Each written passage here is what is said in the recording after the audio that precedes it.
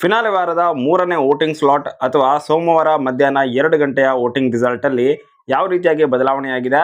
ಸೋಮವಾರ ಬೆಳಿಗ್ಗೆ 11 ಗಂಟೆಯಿಂದ ಅಂದರೆ ಸೋಮವಾರ ಆಲ್ಮೋಸ್ಟ್ ಮಧ್ಯಾಹ್ನನೇ ಇದು 11 ಗಂಟೆಯಿಂದ 2 ಗಂಟೆ ತನಕ ಅಂತ ಹೇಳಿದ್ರೆ ಟೋಟಲ್ ಆಗಿ 3 ಅವರ್ಸ್ ಇರುತ್ತೆ.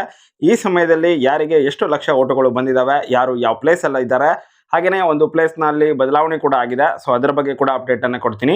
ಸೊ ಬನ್ನಿ ಹಾಗಾದರೆ ತಡ ಮಾಡ್ದೇನೆ ವಿಡಿಯೋನ ಶುರು ಮಾಡೋಣ. ಅದಕ್ಕೂ ಮೊದಲು ಚಾನಲನ್ನು ಸಬ್ಸ್ಕ್ರೈಬ್ ಮಾಡ್ಕೊಳ್ಳದಿರೋರು ಮಿಸ್ ಮಾಡದೆ ಈಗಲೇ ಚಾನಲನ್ನು ಸಬ್ಸ್ಕ್ರೈಬ್ ಮಾಡ್ಕೊಂಡಿರಿ.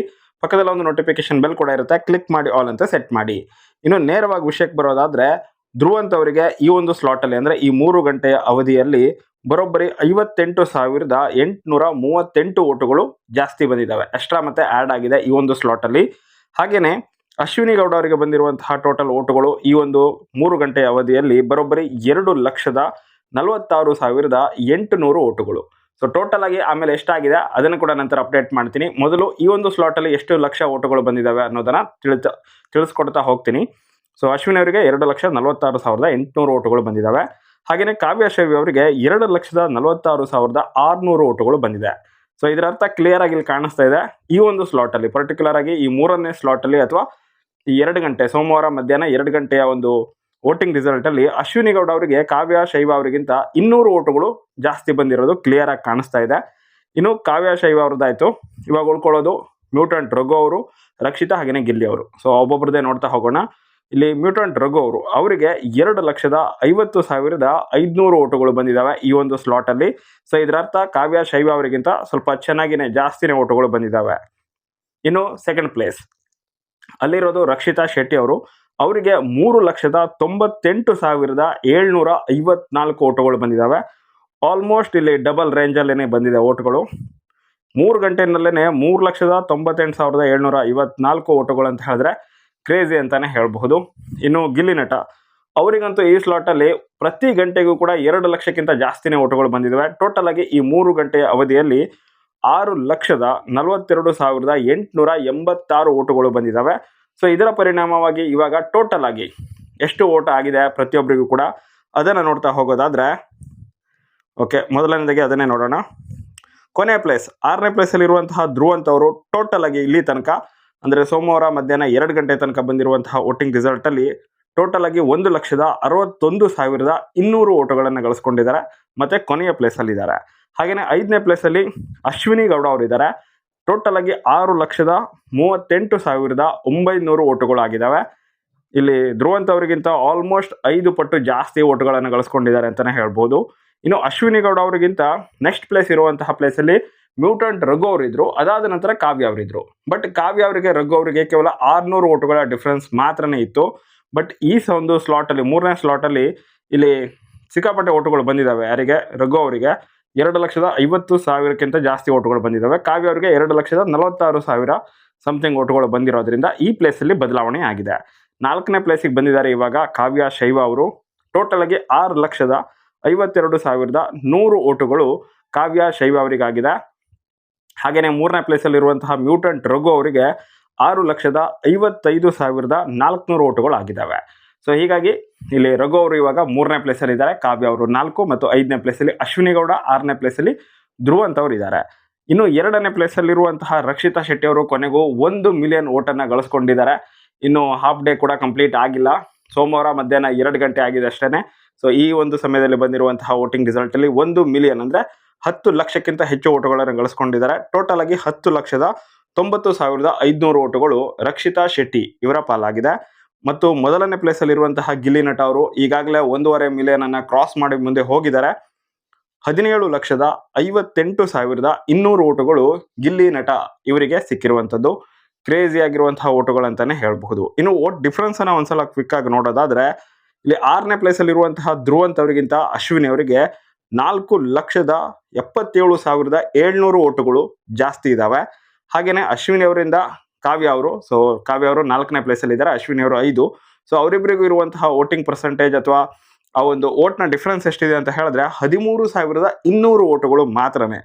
ಸೊ ಅಶ್ವಿನಿ ಅವ್ರಿಗೆ ಚಾನ್ಸ್ ಇದೆ 4ನೇ ಪ್ಲೇಸಿಗೆ ಬರೋದಕ್ಕೆ. ಕಾವ್ಯ ಅವರು ಸ್ವಲ್ಪ ಯಾಕೋ ಡೇಂಜರ್ ಝೋನಲ್ಲಿ ಕಾಣಿಸ್ತಾ ಇದ್ದಾರೆ. ಮೋಸ್ಟ್ಲಿ ಇಲ್ಲಿ ಗಿಲ್ಲಿ ಅವರ ಅಭಿಮಾನಿಗಳೆಲ್ಲರೂ ಕೂಡ ಕೇವಲ ಗಿಲ್ಲಿ ಮೇಲೇ ಫೋಕಸ್ ಮಾಡಿದ್ದಾರೆ. ಇದೆಲ್ಲ ಕೂಡ ವಾರಾಂತ್ಯದ ಎಪಿಸೋಡ್ನ ಒಂದು ಎಫೆಕ್ಟ್ ಆಗಿರಬಹುದು. ಧ್ರುವಂತ್ ಅವರಿಗೆ ಇಡೀ ಸೀಸನಿನ ಚಪ್ಪಾಳೆ ಕೊಟ್ಟಿದ್ದು, ಅಶ್ವಿನಿ ಗೌಡ ಅವರಿಗೆ ಚಪ್ಪಾಳೆ ಕೊಟ್ಟಿದ್ದು.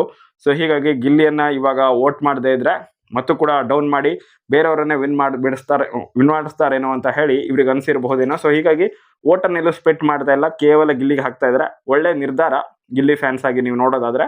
ಸೊ ಹೀಗಾಗಿ ಕಾವ್ಯ ಅವರಿಗೆ ಆಬ್ವಿಯಸ್ಲಿ ಓಟ್ಗಳು ಕಮ್ಮಿ ಆಗ್ತಾ ಇದ್ದಾವೆ. ಸೊ ಅದರಿಂದಾಗಿನೇ ಅಂತ ಕಾಣಿಸುತ್ತೆ ಅಶ್ವಿನಿ ಮತ್ತು ಕಾವ್ಯ ಅವರಿಗೆ ಕೇವಲ 13,200 ಓಟುಗಳ ಡಿಫ್ರೆನ್ಸ್ ಮಾತ್ರನೇ ಇದೆ. ಇನ್ನು 4ನೇ ಪ್ಲೇಸಲ್ಲಿರುವಂತಹ ಕಾವ್ಯ ಅವರಿಂದ ಮ್ಯೂಟೆಂಟ್ ರಘು ಅವರಿಗೆ 3,300 ಓಟುಗಳು ಡಿಫ್ರೆನ್ಸ್ ಮಾತ್ರನೇ ಇರುವಂಥದ್ದು. ಸೊ ಹೀಗಾಗಿ ಕಾವ್ಯ ಅವರಿಗೆ ಈಗಲೂ ಕೂಡ ಅವಕಾಶ ಇದೆ ರಘು ಅವರನ್ನು ಬೀಟ್ ಮಾಡಿ 3ನೇ ಪ್ಲೇಸಿಗೆ ಬರೋದಕ್ಕೆ. ನೋಡೋಣ ಮುಂದೆ ಏನಾಗುತ್ತೆ ಅಂತ ಹೇಳಿ. ಇನ್ನು 3ನೇ ಪ್ಲೇಸಿಂದ 2ನೇ ಪ್ಲೇಸಿಗೆ ಅಂದರೆ ರಘು ಅವರಿಂದ ರಕ್ಷಿತಾ ಅವರಿಗೆ 4,35,100 ಓಟುಗಳು. ಸೊ ದೊಡ್ಡ ಮಟ್ಟದಲ್ಲೇ ಡಿಫ್ರೆನ್ಸ್ ಇದೆ. ಸೊ ಆಬ್ವಿಯಸ್ಲಿ ರಕ್ಷಿತ್ ಅವರು 2ನೇ ಪ್ಲೇಸಲ್ಲೇ ಸೆಕ್ಯೂರ್ ಆಗಿರ್ತಾರೆ. ಸೊ ಈ ರೀತಿಯಾಗಿ ಅನಿಸ್ತಾ ಇದೆ. ಇನ್ನು ವೈಯಕ್ತಿಕವಾಗಿ ಒಂದು ದೊಡ್ಡ ಮಟ್ಟದಲ್ಲಿ ಲೀಡನ್ನು ತಗೊಂಡು ಮುಂದೆ ಇರೋದು ಗಿಲ್ಲಿ ನಟ ಅವರು. ರಕ್ಷಿತಾ ಅವರಿಗಿಂತನೂ ಬರೋಬ್ಬರಿ 6,42,886 ಓಟುಗಳು ಗಿಲ್ಲಿ ನಟ ಅವರ ಪಾಲಾಗಿದೆ. ಮತ್ತು ಈ ಒಂದು ಕೇವಲ 3 ಗಂಟೆಯ ಅವಧಿಯಲ್ಲಿ 6 ಲಕ್ಷಕ್ಕಿಂತ ಹೆಚ್ಚಿನ ಓಟುಗಳು ಅಂತ ಹೇಳಿದ್ರೆ ನೆಕ್ಸ್ಟ್ ಲೆವೆಲ್. ಸೊ ಆ ರೇಂಜಿಗೆ ಸಪೋರ್ಟ್ ಬರ್ತಾ ಇದೆ. ಟೋಟಲ್ ಆಗಿ 1.7 ಮಿಲಿಯನ್ ಅಂದರೆ 17 ಲಕ್ಷಕ್ಕಿಂತಲೂ ಜಾಸ್ತಿ ಓಟುಗಳು ಗಿಲ್ಲಿ ನಟ ಅವರಿಗೆ ಆಗಿರುವಂಥದ್ದು. ಸೊ ಈ ರೀತಿಯಾಗಿ ಒಂದು ನೆಕ್ಸ್ಟ್ ಲೆವೆಲಲ್ಲೇ ಹೋಗ್ತಾ ಇದ್ದಾರೆ ಗಿಲ್ಲಿ ನಟ ಅವರು. ಸೊ ಟೋಟಲ್ ಆಗಿ ಈ ರೀತಿಯಾಗಿದೆ ಸೋಮವಾರ ಮಧ್ಯಾಹ್ನ 2 ಗಂಟೆಗೆ ಬಂದಿರುವಂತಹ ವೋಟಿಂಗ್ ರಿಸಲ್ಟ್ನ ಒಂದು ನೋಟ ಅಂತಲೇ ಹೇಳಬಹುದು. ಸೊ ಇದರಲ್ಲಿ ಸಖತ್ತಾಗಿ ಬದಲಾವಣೆಯಾಗಿರೋದು ಕಾವ್ಯ ಅವರ ಪ್ಲೇಸ್. ರಘು ಅವರು ಒಳ್ಳೆ ರೀತಿಯಲ್ಲಿ ಕಂಬ್ಯಾಕ್ ಮಾಡಿದ್ದಾರೆ. ತುಂಬ ಜನ ಸಪೋರ್ಟ್ ಮಾಡ್ತಾ ಇದ್ದಾರೆ ಅಂತ ಕಾಣಿಸುತ್ತೆ ರಘು ಅವರಿಗೆ. ಹಾಗಂತ ದೊಡ್ಡ ಮಟ್ಟದ ಡಿಫ್ರೆನ್ಸ್ ಏನಿಲ್ಲ. ಆಲ್ರೆಡಿ ಹೇಳಿದೆ ನಿಮಗೆ 3,000 ಸಮಥಿಂಗ್ ಓಟ್ನ ಡಿಫ್ರೆನ್ಸ್ ಇದೆ ರಘು ಮತ್ತು ಕಾವ್ಯ ಅವರಿಗೆ. ಹಾಗೆಯೇ ಅಶ್ವಿನಿ ಅವರಿಗೆ ಮತ್ತು ಕಾವ್ಯ ಅವರಿಗೆ 13,300 ಸಮಥಿಂಗ್ ಓಟ್ಗಳ ಡಿಫ್ರೆನ್ಸ್ ಇರುವಂಥದ್ದು. ಸೊ ಇದು ಬದಲಾದರೂ ಆಗಬಹುದು. ನೋಡೋಣ ಸಂಜೆ 5 ಅಥವಾ 6 ಗಂಟೆ ಸುಮಾರು ವೋಟಿಂಗ್ ರಿಸಲ್ಟ್ನ ಬಗ್ಗೆ ಅಪ್ಡೇಟ್ ಸಿಕ್ಕಿದಾಗ ಅದನ್ನು ಅಪ್ಡೇಟ್ ಮಾಡಿ ತಿಳಿಸ್ಕೊಡ್ತೀನಿ. ಸದ್ಯಕ್ಕಂತೂ ಗಿಲ್ಲಿ ಡಾಮಿನೇಟ್, ಸೆಕೆಂಡ್ ಪ್ಲೇಸಲ್ಲಿ ರಕ್ಷಿತಾ ಕೂಡ ಡಾಮಿನೇಟ್. ಸಖತ್ ಫ್ಲಕ್ಚುಯೇಟ್ ಆಗ್ತಾ ಇರೋದು ರಘು, ಕಾವ್ಯ, ಅಶ್ವಿನಿ ಈ 3 ಪ್ಲೇಸೇನೆ. ಹಾಗೆಯೇ ಕೊನೆ ಪ್ಲೇಸಲ್ಲಿ ಧ್ರುವಂತ್ ಅವರು ಕೂಡ ಅಲ್ಲೇನೆ ಸೆಟಲ್ ಆಗಿದ್ದಾರೆ. ಮಿಡ್ ವೀಕ್ ಎಲಿಮಿನೇಷನ್ ಬೇರೆ ಹತ್ತಿರ ಇದೆ. ನಾಳೆ ಸಂಜೆ 6 ಗಂಟೆಗೆ ವೋಟಿಂಗ್ ಲೈನ್ಸ್ ಕ್ಲೋಸ್ ಬೇರೆ ಆಗುತ್ತೆ. ಸೊ ಹೀಗಾಗಿ ನಿಮ್ಮ ನೆಚ್ಚಿನ ಸ್ಪರ್ಧಿಗೆ ಆದಷ್ಟು ವೋಟ್ ಮಾಡಿ. ಯಾಕಂತ ಹೇಳಿದ್ರೆ ಈ ಮಿಡ್ ವೀಕ್ ಎಲಿಮಿನೇಷನ್ ಅನ್ನೋದೇನಿದೆ, ಸೊ ಅದರಲ್ಲಿ ಒಂದು ಆಲ್ವೇಸ್ ಶಾಕಿಂಗ್ ಆಗಿರುವಂತಹ ಎಲಿಮಿನೇಷನ್ ಏನೇ ಆಗುತ್ತೆ.